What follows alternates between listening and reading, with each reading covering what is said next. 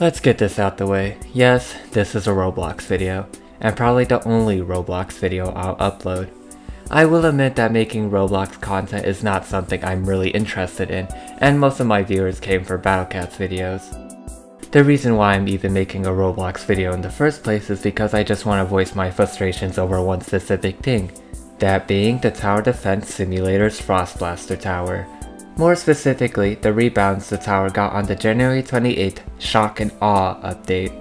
I'll be going over everything about Frost Blaster like no one has heard of this tower, either because of how old the tower is, or because most of my viewers mainly came from Battlecats. Not saying that there isn't an overlap in fan bases, I just want to be more thorough in this video. Lastly, I'll be using the commonly used acronym TDS to refer to Tower Defense Simulator, just as a heads up. With that out the way, let's first go over the history of Frost Blaster as a tower in TDS before I talk about my frustrations with it.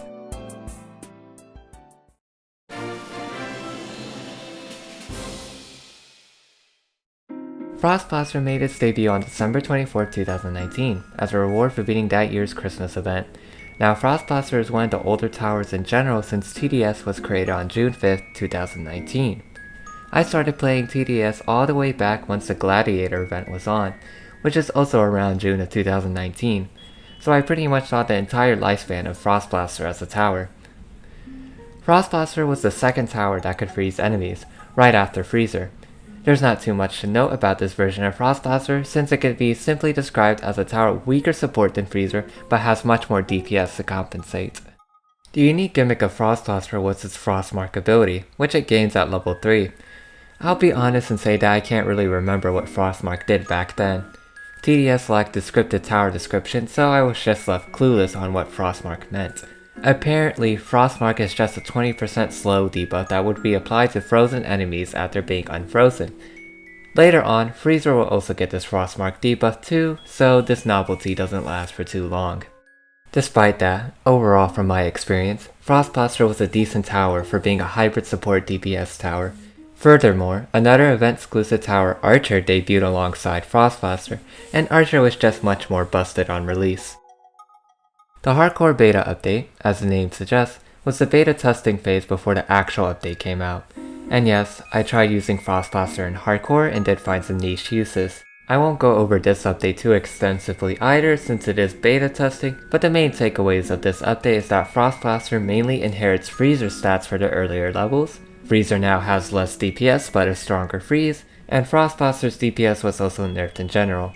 In other words, Frost Blaster just became the old Freezer but with nearly double DPS, which was not that high to begin with, which meant he lost DPS overall, and a much weaker freeze. Overall, this update was not very kind to Frost Blaster as it just made the tower weaker in all aspects. Unlike the Hardcore Beta update, this is the real Hardcore update, in which they decide to double down on making Frost Blaster work like the old Freezer with better freeze times but less DPS. Other than that, not much else significant has changed about the tower.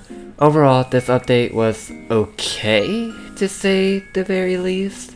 I didn't really like how Frost Blaster was slowly turning into an old version of Freezer, and these changes were questionable at best since Freezer was also being updated to be a support-focused tower, leaving Frost Blaster turning into an outdated tower. Skip a few updates that barely changed Frost Blaster, and you get what I would like to call the Chill update, where all freezing towers got affected by this update. Chill is a debuff that would slow down enemies to some maximum, which differs from tower to tower. Once Chill reaches a certain threshold, then the enemy gets frozen. This is essentially a reworked Frostmark debuff, as Frostmark was entirely removed a few updates ago. Also, Frost Blaster did get reworked in this update too, which mainly gave him a piercing projectile that can hit multiple enemies as his main attack. I think this change was fine since it differentiated him from Freezer. Now back to the towers that utilized this Chill debuff. Those were Freezer, Frost Blaster, Sledger, another freezing event tower introduced after Frost Blaster, and the newly debuted Cryomancer. I remember this update being controversial since it made it so that any freezing tower cannot instantly freeze, but rather build up Chill to reach the freeze threshold, which in some cases is not possible. I also found this part of the update fine since it differentiated the freeze debuff from being another variant of the stun debuff. Also, having 4 freezing towers at this point in the game, it was clear something had to be done about freeze before it got oversaturated. And that pretty much concludes everything significant about the history of Frostblaster before the shock and awe rebalancing. A tower that unfortunately was losing who he originally was, slowly becoming a replica of a tower from an era that was already long gone.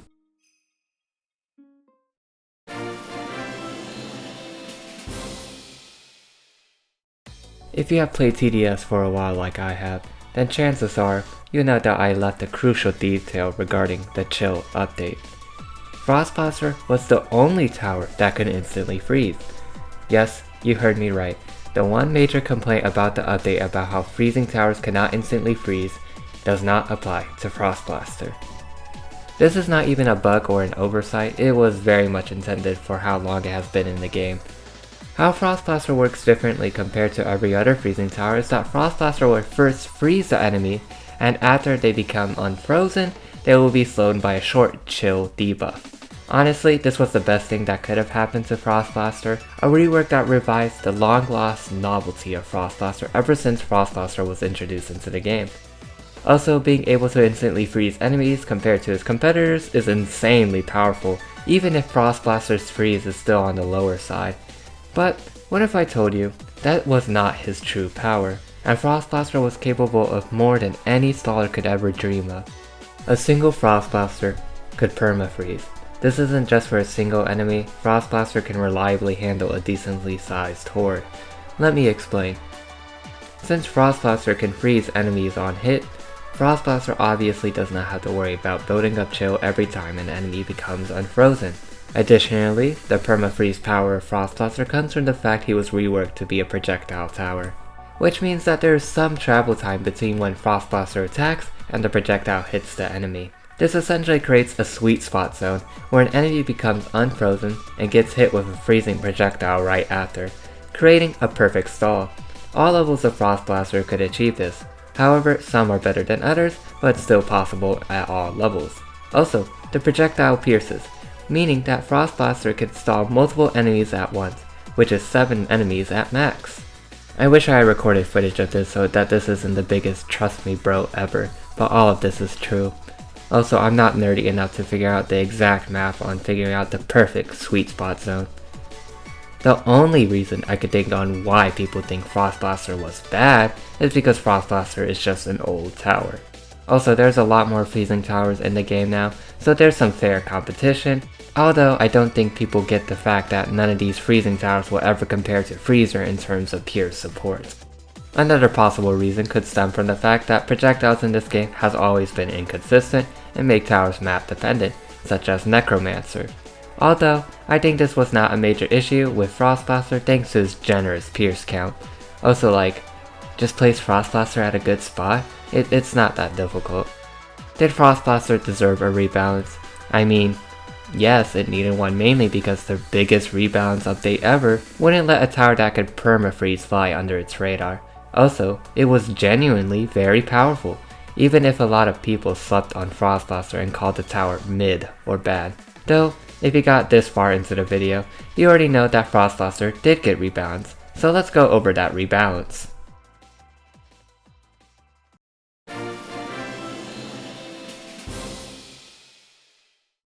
The most notable thing about Frostblaster's rebalance is that he loses the ability to freeze enemies, making him the only freezing tower who cannot freeze. Instead, he is now intended to be a tower that can consistently slow enemies through the chill debuff. He also gains more single target DPS, which is fine because that's how it worked originally back then. This rebalance was mainly to make Frostblaster work better with the TDS skill tree, so that his rather short debuffs are more significant after being buffed by the Fight 30 skill node, which provides 25% longer lasting debuffs. I will say, I wish the document was clear on this aspect since it's rather ambiguous on what was off about Frostblaster in the skill tree. The general consensus seems to be that Fighting 30 has nerfed Frostblaster. Since frozen enemies cannot be frozen again, Frostblaster with longer freezes causing him to have wasted shots. However, every freezing tower has this issue. It's only most noticeable with Frostblaster due to its freeze first, chill after gimmick. From my experience using the pre-rebalanced Frostblaster along with a maxed out skill tree, this issue is not as bad as everyone makes it out to be. The only thing that has changed is the sweet spot zone being shifted due to the longer freeze. Frost Blaster could still perma-freeze enemies with a max fight 30. Regardless, these are not my actual complaints about the tower. I just wanted to go over the main changes and the main reason on why Frost Blaster got rebalanced.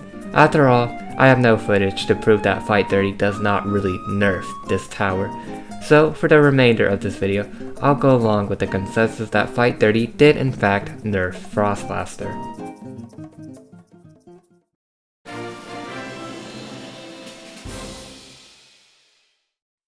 Frost Blaster does his job as intended by the rebalance. Frost Blaster even works better with the skill tree too. This is most likely unintended by the rebalance, but Frost Blaster is now outclassed in what he was supposed to be rebalanced into. A consistent slower with a fast fire rate that can also melt defense while also having decent single target DPS too? Well, that's Toxic Gunner. If we compare the max level of each, Frost Blaster slows enemies by 35% for 4 to 5 seconds, melts defense up to 33% of total defense, and the defense melting rate is 20% defense per tick via the chill debuff.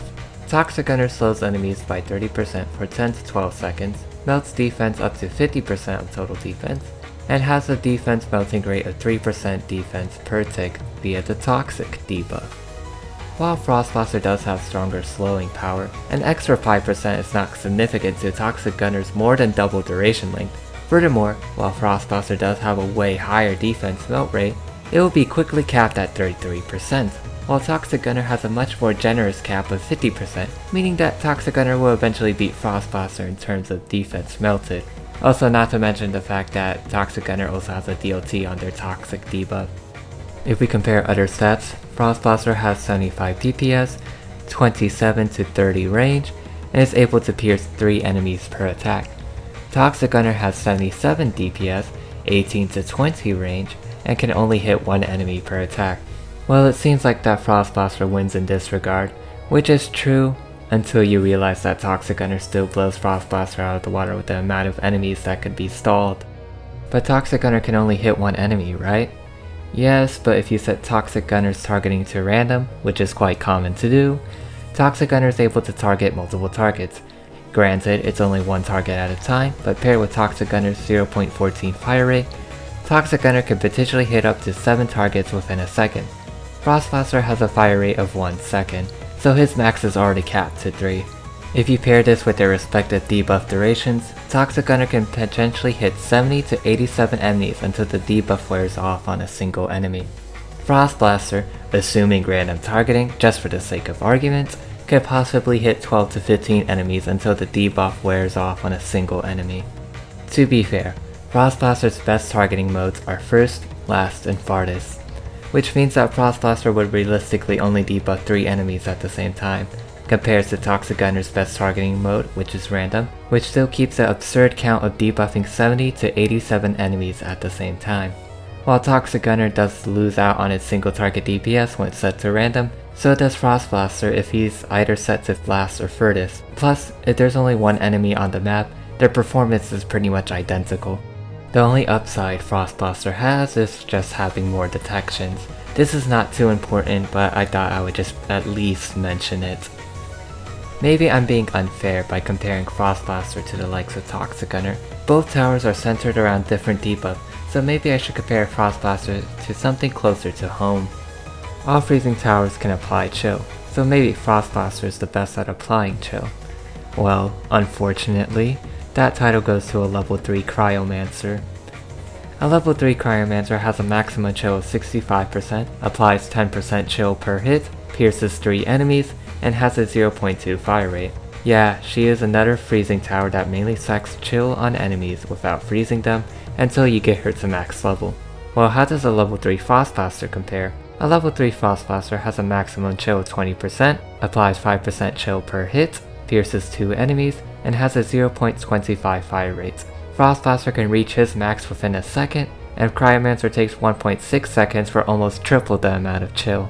Yes, Frost Blaster does have better range, damage, and detections, but the main highlight of this rebalance was to make him into a tower that can constantly stack slow, and he's not even the best at that. To be fair, Cryomancer is a mainly support-focused tower, while Frostblaster is a hybrid, so while he has a weaker debuff and gimmick, he makes up for it in terms of stats. However, if you want Frostblaster, you don't need Frostblaster. A weird sentence for sure, but I'll explain what I mean. If you want a tower that could apply slow through stacking a debuff, then you can use a level 1 Freezer, a level 2 Sledger, a level 3 Cryomancer, Elementalist without her Ice Turret, a level 2 Snowballer, or even Jester's Chill Bombs could be used instead. But let's be honest, besides Cryomancer, who really uses these towers to stack Chill? If you want a tower that could apply slow and melt defense, then you can use a level 3 Cryomancer, Jester with Chill and Toxic Bombs, or even Toxic Gunner. If you want to use Frostblaster purely for his stats, then just use Harvester. Frostblaster is just in a weird state of being a hybrid tower, a jack of all trades, master at none, with no additional utility. I mean, if you really need a generalist debuffer with good stats, then go ahead and use Toxic Gunner. Yeah, Frostblaster even fails at being a generalist debuffer.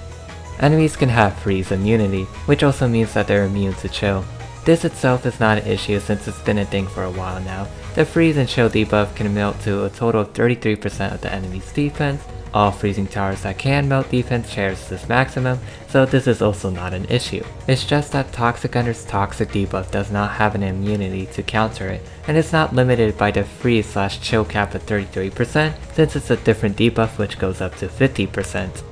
The issue is that there's really nothing that makes Frostblaster unique now. After losing his freeze first, chill after gimmick, Frostblaster now just does what any other freezing tower could do, minus freezing enemies. At least Sledger deals double damage to frozen enemies, and Cryomancer has DOT along with her chill.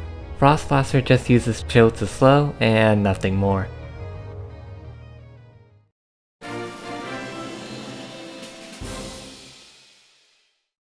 If you play TDS and have seen this video upload date, you already know that Frostblaster got rebalanced again 2 weeks after the Shock and Awe update. I won't be going over the February 11th Valentines update since this update fixes the issue I had with Frostblaster in the previous update. Frostblaster regained his insta-freeze, a better pierce count, at the cost of slightly lower DPS and no chill after effect. Despite that, his chill slowdown percent skyrocketed as well. This is not a complete revert as this version of Frostblaster cannot perma-freeze, but it can get very close to it. Which doesn't surprise me since I always doubted that the perma-freezing would ever come back. Overall, I like this change, but this is what the rebalance should have been in the first place. Just to conclude and reiterate, this video is not about if Frostblaster is good or bad. This video was just me listing my grievances with Frostblaster. Frostblaster has been in a weird state where it feels like TDS does not know what the gimmick of the tower should be. Once they have made a unique gimmick for Frostblaster, that novelty is somehow gone later on. The Shock and Awe update was the straw that broke the camel's back for me since it made Frostblaster outclassed by other towers. As I said before, I believe this was unintentional since I know the balancing team has concerns with towers playing too similarly, such as Electroshocker and Tesla. In the end, it didn't matter if Frostblaster was good or bad, all that mattered was Frostblaster was unfortunately outclassed. Lastly, this video is already too long as it is, mainly because Frostblaster has a lot of history, but it's interesting to see how inconsistent Frostblaster has been in terms of his gimmick. Hopefully, our Sub-Zero hero has returned for good, and the days of battling an identity crisis are over. Thanks for watching this video.